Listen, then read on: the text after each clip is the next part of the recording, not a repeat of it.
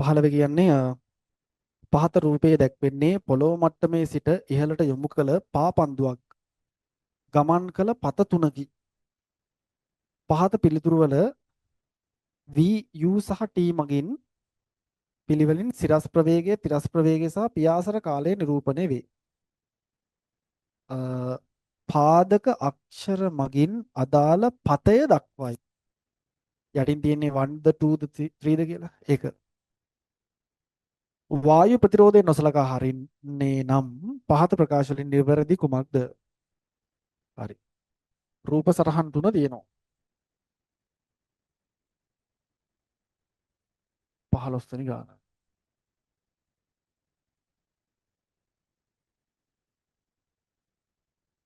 මෙහෙම එකක්, මෙහෙම තව එකක්, මෙහෙම තව එකක්. කොහොමද තුන් දෙනාම ගිහින් තියෙන්නේ අර ඒ කියන්නේ සිරස් උස එකයි.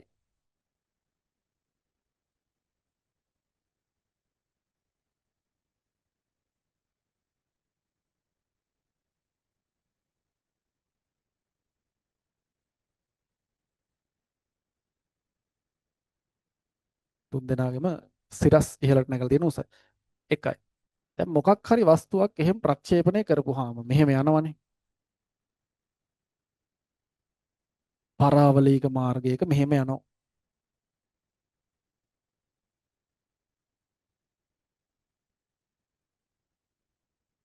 නේද? මේ දීලා තියෙන විදිහට සිරස් ප්‍රවේගය මට ලකුණු කරලා දීලා තියෙන්නේ v වලින්. තිරස් ප්‍රවේගය මට ලකුණු කරලා දීලා තියෙන්නේ u වලින්. පියාසර කාලය මට ලකුණු කරලා දීලා තියෙනවා simple t. හරි.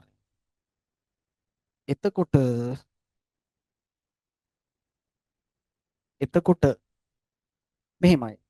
ප්‍රක්ෂිප්ත පාඩමේ අපි කතා කරලා තියෙනවා මේ සිරස් ප්‍රවේගයට තමයි ගුරුත්ව චතුරණය බලපාන්නේ. ඒ කියන්නේ මේ සිරස් ප්‍රවේගය අපි හිතමුකෝ 40යි කියලා.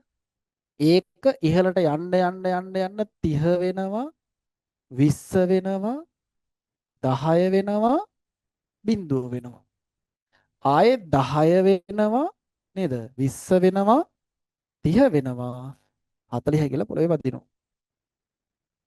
එතකොට මේ හැම එකක්ම එකම උසට නැගලා තියෙන්න හේතුව තමයි සිරස් ප්‍රවේග සමාන වීම.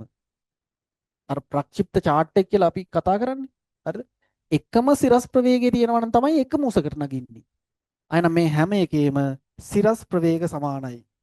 එහෙනම් මට මුලින්ම කියන්න පුළුවන් දේ තමයි V1 එකයි V2 එකයි V3 එකයි නම් සමානයි. සිරස් ප්‍රවේග සමානයි. ප්‍රක්ෂිප්තවල තියෙන තියරි එක තමයි සිරස් ප්‍රවේගයට අනුව තමයි දැන් උඩ ගිහිල්ලා දැන් මේක මෙහෙම උඩ දාපුවාම ඒක උඩ ගිහිල්ලා වැටෙනවනේ. ආනතව දාපුවාම වෙන්නේ අර මෙහෙම උඩ ගිහිල්ලා මෙහෙම වැටෙන එකට තිරස් ප්‍රවේගයක් ඇඩ් වෙනවා.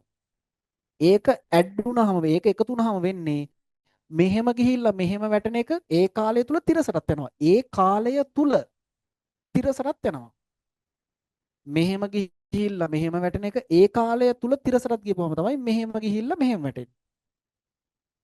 හැම එකේම සිරස් ප්‍රවේගය සමානයි කියලා කියන්නේ උපරිම උසට යන්න ගත වෙන දැන් 40කින් උඩට විසි කරොත් එහෙම තප්පර 4න් උඩ. තව තප්පර 4න් බිම. ඉතින් මේ හැම කෙනාගේම සිරස් වේග සමානයි කියලා කියන්නේ කාලත් සමානයි. T1, T2, T3. තිරස් ප්‍රවේගයෙන් හින්දා තමයි තිරසට යන්නේ. එතකොට මේ පළවෙනි කෙනා තිරසට ගිහින් තියෙනවා ටිකයි. තුන්වෙනි කෙනා තිරසට ගිහින් තියෙනවා හෙන දුරක්. එහෙනම් තිරස් ප්‍රවේගය තුන්වෙනියගේ වැඩි. U3 තමයි වැඩිම. ඊට පස්සේ U2, ඊට පස්සේ U1. මෙහෙම සම්බන්ධයක් තියෙන්න ඕනේ. එතකොට ඔව් අපිට එන්නේ තුන්වෙනි උත්තරේ. මොන සම්බන්ධය?